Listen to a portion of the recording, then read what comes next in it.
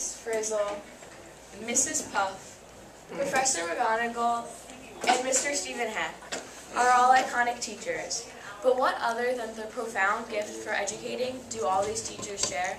That's right, teacher tenure. Tenure is a status granted to teachers after 2 to 3 years of teaching.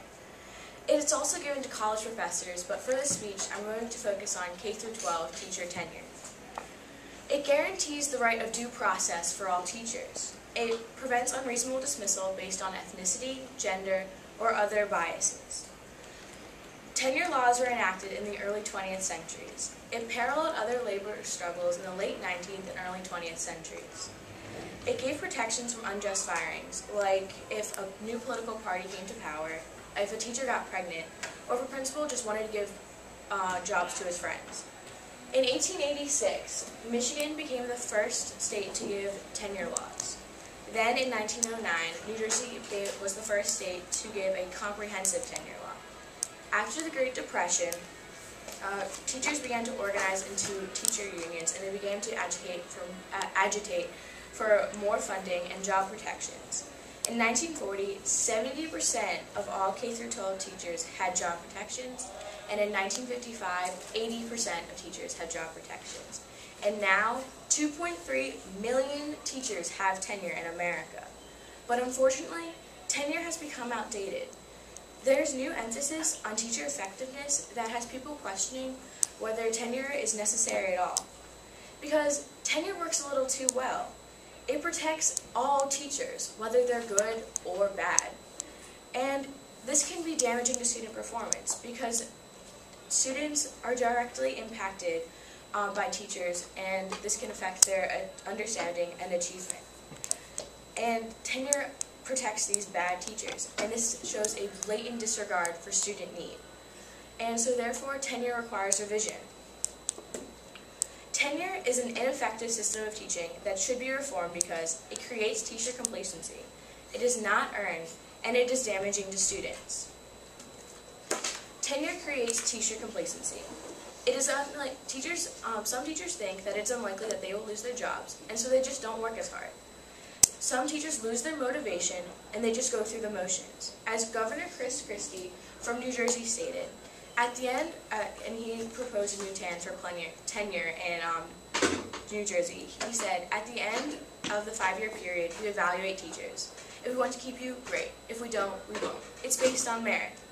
A June 2009 study by the New Teachers Project found that 81% of school administrators said that they knew a poorly performing tenured teacher at their school, but 86% of administrators said that they do not always pursue dismissal of teachers because of the costly and time-consuming process. So tenure is almost a guarantee of a job because the trials for teachers are just so long and time-consuming. As Alan Greenblatt argues, tenure is seen as an ironclad guarantee of a job. And the job of teaching is less about student progress and the love for the job and more about money and job security. And also, tenure is given quickly to teachers before they can adequately earn the job protections that tenure guarantees. As Sandy Jacobs, Vice President of the National Council for Teacher Quality, said, "What's become so problematic about tenure is that it's awarded almost automatically, without regard to performance and student learning. So teachers almost need to stick around to get the protections that tenure guarantees."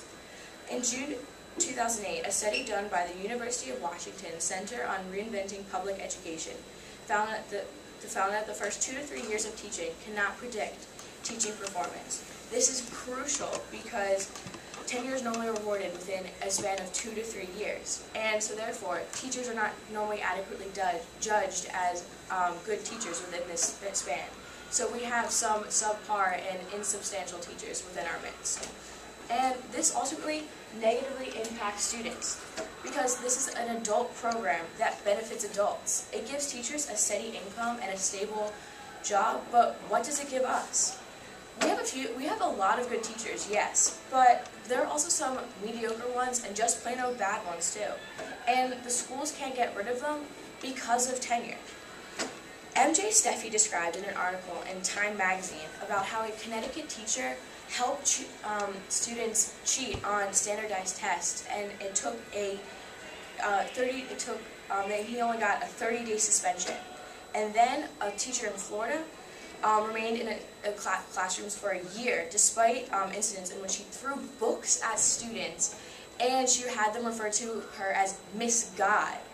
Stacey Catteroo also has an incident in Mount Vernon, Ohio, where a tenured teacher burned images of a cross into students' arms, and it took 2 years and $900,000 to get this teacher out of classrooms. So this definitely shows that tenure is an outdated plan that benefits one side of the student-teacher relationship. For students to succeed, we need talented, driven, and inspirational teachers.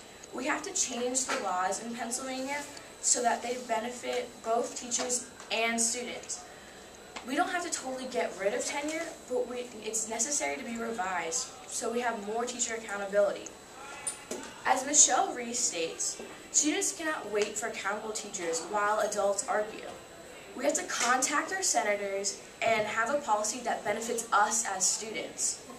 We cannot just sit and wait in a classroom as a teacher just stands around waiting until retirement.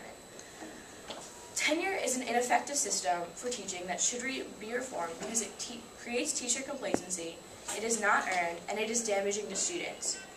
Teachers can lose their passion for teaching, and tenure is given too quickly, before skills and personality are properly analyzed.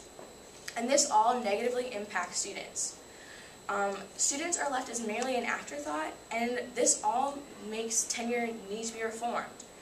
Because we have many great and inspirational teachers out there, but there are some bad ones too, and we don't want to be left with some of the bad ones. Thanks.